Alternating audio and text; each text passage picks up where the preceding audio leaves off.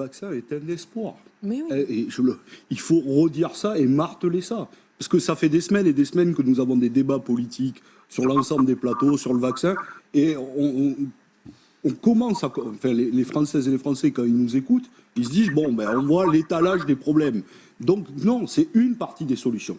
Mais à partir de là, moi, Madame Chabot, je suis pour qu'on élargisse.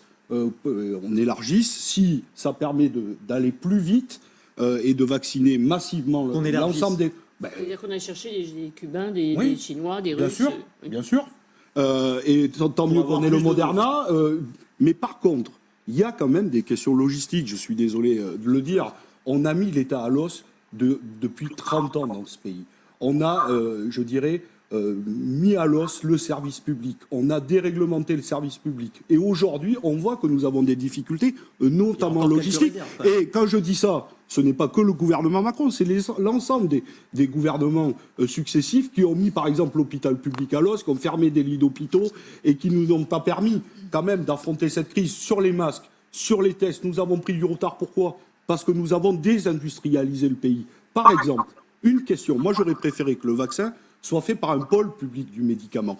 Il y a quand même des questions. Pourquoi on attend de retard avec Sanofi ? Ça, c'est une question. C'est pas la même technique.